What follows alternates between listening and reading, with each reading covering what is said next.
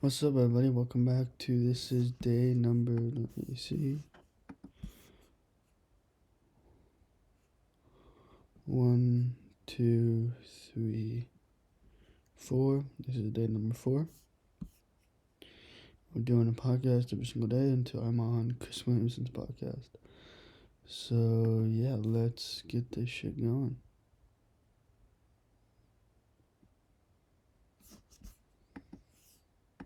My pleasure. We finally get to meet after all these years. The first time that you came on the show was episode 78.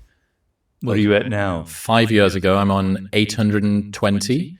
Wow. The show is 400 times bigger than it was when you first came on, so I wanted to say Only thank 400? You. Come on, Chris. I know. I'm disappointed. I know, I really did try to impress you. I wanted to hit that 500 number before we got to meet. That's pretty good. But I wanted to say thank you for coming on very early. You're very welcome. You're very welcome. I also wanted to say thank you for sending me the special edition of 48 Laws of Power, which is the coolest book. For the people that haven't seen it, it's leather-bound, gold embossed 48 on the front. And then as you look at the side, it's gold, so just like a gold boundary on the outside of the paper. But as you splay the pages out in one direction, it's your face. As you splay the pages out in the other, it's that famous portrait of Machiavelli. So cool. Yeah. So cool. I can't really totally take credit for it. My partner on my first 3 books, he did it. He's a brilliant designer. He consulted me on it, but he's really the genius behind that. But it's the sort of thing you can't not take a photo of. yeah, It's so, it's the most basic technology as well. Stuff that's been around, you used to get it in cereal boxes to, look at things from different angles to be able to make it work, but no one's ever applied it to a book before. Well, he's a very strange guy. He's Dutch. He's very interesting. We had a good combination. We had a good kind of rapport, and he researched it, and he found in the 18th century, this was a technique that they would use on the edging of books, where you would flip through it and you would see an image. And he studied how they did it, and then he was able to replicate it through digital technology. But, that's pretty genius. That's pretty interesting. So, yeah. Who is that guy? His name is Joost Elfers. You'll see his name on my books, the Joost Elfers book, my first 3 books. And he's the one that, if it weren't for him, I wouldn't be here. I'd either be dead or I'd be still working in Hollywood and probably be dead anyway. He discovered me. I've told the story many times, but he basically gave me my first break, and he subsidized me while I wrote the 48 Laws of Power. He produced it. He designed it. Together we designed it, but so I have a lot to owe him. And he's still involved. Yes. He designed the cover of the Daily Laws, and I'm hoping yeah, sure, we're still together, yeah. What do you think is the problem with modern philosophy? Where did we go wrong? Well, I mean, it's a huge subject, and, there are lots of different aspects of philosophy. But like everything, it's so much in our culture, it's kind of lost its soul. So, years ago, we kind of somewhere went off on a wrong path. We lost faith in just our thinking, in our brains, in our minds, right? So Socrates or Nietzsche, or if skipping here 2,000 years, they didn't sit there and go through scientific journals about the origins of consciousness and do studies and data and mathematical formulas to figure out how the brain works or what makes a human being. I'm doing a lot of things on Socrates right now because I'm writing about him. The stuff he's saying about it is absolutely brilliant. It's mind-blowing, and it's incredibly relevant to our world today. But if he were around today, people would laugh at him. Oh, it's all speculative, right? It's just subjective. Where's the data? Where's the hard facts there? Psychology is even more infected with this kind of mindset, but philosophy is like that. I can't read that stuff. For me, philosophy, it has to have like a direct connection to my life, to living, to my soul, to my day-to-day affairs, to what I have to think about when I wake up in the morning kind of thing, It can't be all about this ethereal, abstract stuff. I can't get my brain around it. I want to know how to live. I want to know how to think. I want to know how to breathe. I do a lot of, I'm heavily into Zen meditation and Zen philosophy. To me, that is like one of the most beautiful forms of philosophy. And it's all about how to ground your day-to-day life. And you can say Zen, it can be described as the ultimate realistic philosophy, the realist philosophy. It's taking you back to what is truly real. Okay? Yes, they kind of, the language can be very strange. Like they try and present these riddles to you to alter your consciousness. But the essence of it is very relatable. And they want you to be able to take their philosophy and live in your day-to-day life and not have a separation between the two. So I can't read that stuff that goes on now. I just can't read it. I mean, there's some people whose things I like, but they're usually not considered philosophers. One of my favorite writers that nobody will have ever heard of, he died a couple of years ago, so he's sort of contemporary, is a man named Roberto Calasso. He writes the most fantastic books. I would consider it philosophy. He's Italian. He ran a publishing company for many years. But he writes books about the ancient world, and he mixes it in with stories and anecdotes.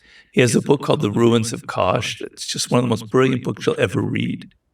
That, to me, is philosophy because it stirs my soul. It makes me think. It makes me imagine the world. It makes me rethink about the life I'm living. But so many of this stuff, other stuff, I just can't read. I'm not saying it's their fault. Maybe it's my own fault. But for me, it's kind of gone down this wrong path, down a rabbit hole.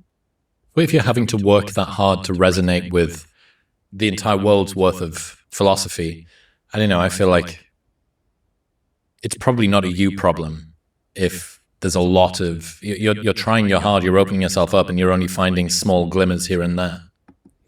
It's not a you problem. You're just looking for the smaller glimmers that show you the light at the end of the tunnel, that show you the understanding that you are trying to build or whatever you're truly trying to unlock or accomplish or say or do or whatever. Unlock, accomplish, and achieve are my 3 pillars for this outtake. Unlock, you can unlock whatever you want, you can achieve whatever you want, and you can become whatever you want. Unlock, achieve, and believe. You can believe whatever, you can say whatever, you can do whatever, as long as it matters within your day-to-day life. Yeah. Yeah, I mean, so there's a philosopher, you have to excuse me, my memory is not what it used to be. Maybe his name will come to me. He wrote an essay, very famous essay, about what is it like to be a bat? I thought it was great. I was so excited about it. And I did. I bought the book that's in. He's a very famous philosopher. He's actually quite smart, very interesting. But the essay is, you're looking up right now. I am. Thomas Nagel. Yes, Thomas Nagel. He's written some very interesting books, but they don't grab me the way that Nietzsche or Schopenhauer or Heidegger even grabs me. But his idea about what it's like to be a bat, he's trying to essentially say we can't know, right? Because that kind of consciousness is so different from ours, right? It's echolocation. We have nothing to compare it to. Therefore, get out of your arrogance. You can't know it. And a part of me understands it, but a part of me disagrees with it. And because I wrote a chapter in my new book about animal consciousness and how we can put ourselves inside even something as strange as a bat or a spider. And I wrote a lot about how spiders think. Yes, there are limits to it, and that's what the point of his essay. But so many times I find, particularly now in the world today, particularly in academia, is the necessity to say you're against something, you're reacting. You know, he's reacting against people who put too much empathy and anthropomorphize things. Okay, so I'm going to write a book that says the opposite, and I'll get attention, and I'll get in the New York Times review of books, and people will listen because I'm standing against something. So academia is all about like having some novel stance, usually from some cultural perspective. Whereas the truth is more rounded. It's not so hard-set, just reacting and going the opposite direction. You're not arriving at the truth. So maybe it's a combination of the two. Maybe There are limits to what we can know about a bat and how it thinks. But we have amazing capacity to put ourselves inside of other beings and to kind of get a feel, not an intellectual sense, but a feel of what it might be like to echoing. We can get a feel for that.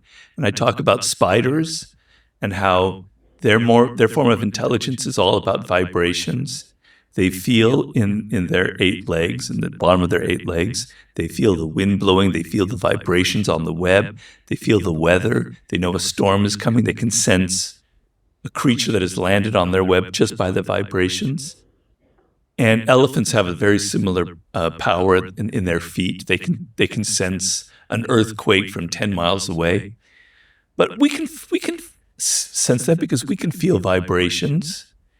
And, I can't really know a spider, but spiders are intelligent. And the idea that they're intelligent and that they think is a radical idea. So, I don't know, I'm going off on some tangent here, but I'm trying to answer your question. There's a spirit of play in that, which is fun, I think. And I know what you mean. There is a sort of this odd, highly scrutinous, skeptical, there's a lack of play. You said it perfectly. Thank you. You hit the nail right there. I learned something else that you taught Billy Oppenheimer that said, above all else, focus on acquiring knowledge and skills. Knowledge and skills are like gold, a currency you will transform into something more valuable than you can imagine. And it's similar to one of your tweets, which is eventually the time that was not spent on learning skills will catch up to you and the fall will be painful. What's that mean? The fall will be... Babe, the box thing came again. You gotta use it up. The fall will be painful, which means that... What's step 23? For steps 23 through 50. And other things. Well, it will reiterate and it will fall harder and harder and harder until you learn those skills. Because without skills, we humans are nothing but iron and gold on the sharpener waiting to be sharpened.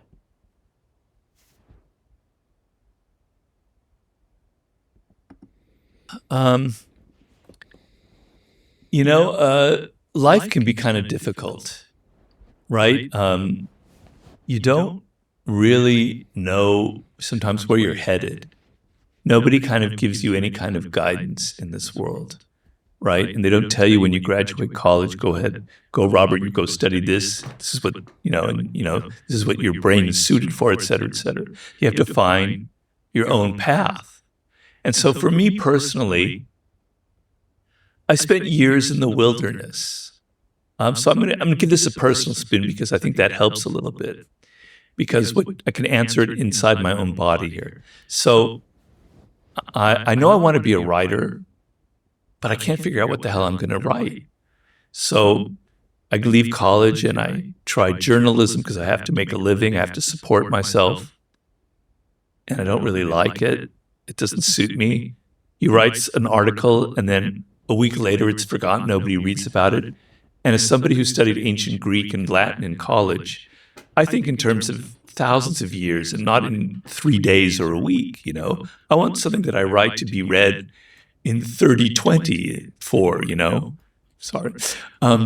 So it wasn't a good fit. So I quit. I wander around Europe trying to write a novel with my backpack. I live in London. I live in Paris. I lived in Ireland. I lived in Greece. You name it. I taught English in Spain. Trying to write a novel. I had no discipline. I couldn't do it. It didn't work. And I started to get depressed.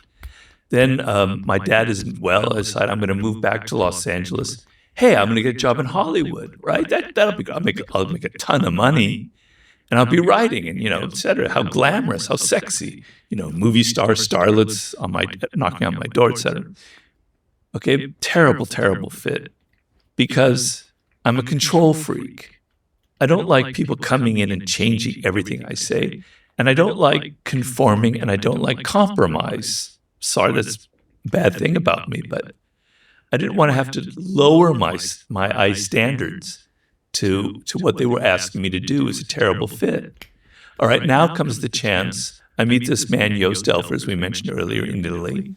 And he asked me if I have any ideas for books. And I kind of improvised the 48 Laws of Power. the point of my long-winded story here is I had spent 18 years or so acquiring high levels of skill in writing. Okay? I learned in journalism how to write under a deadline, under pressure, how to make it dramatic, how to make the opening sentence exciting enough to make you read on further. Trying to write novels taught me about creating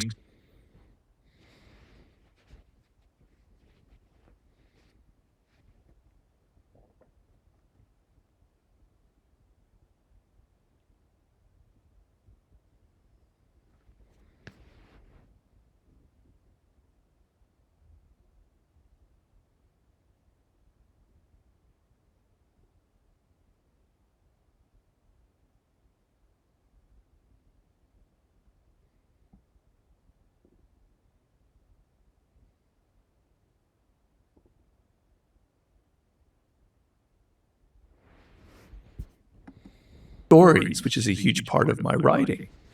Working in Hollywood, I learned how to research, which is a huge element, and then the theatrical element, making things dramatic, also story. Okay? All of that time, slowly by slowly, brick by brick, I had developed real level skill. So when it came time to write the 48 Laws of Power, I could do it. I had learned all this discipline. I had learned how to write under a deadline. I learned how to make things entertaining. The whole bag.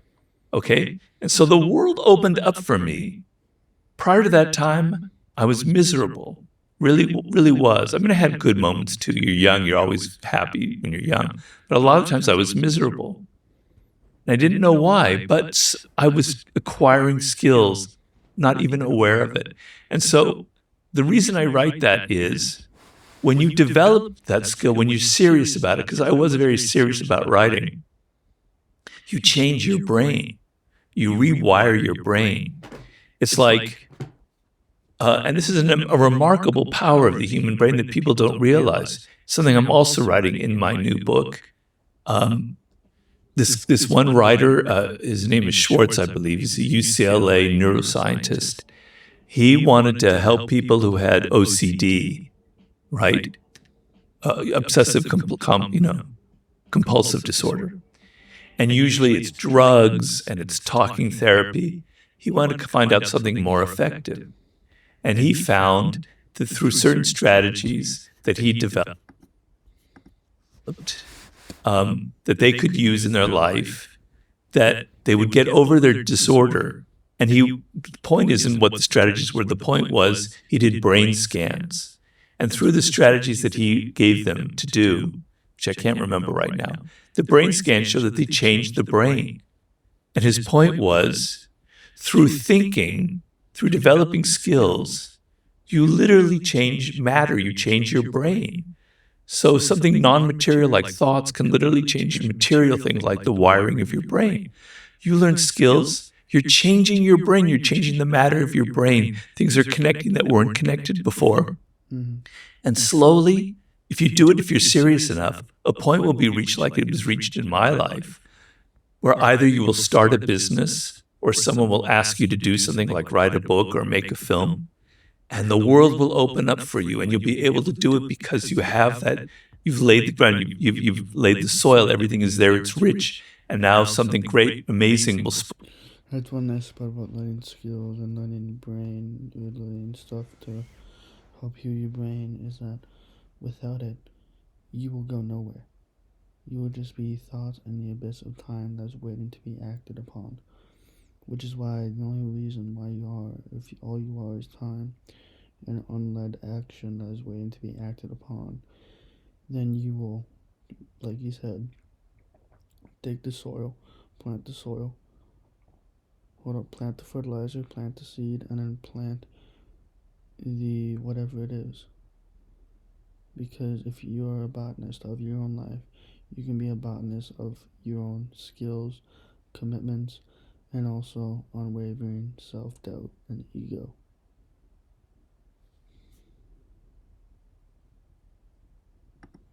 Up out of it.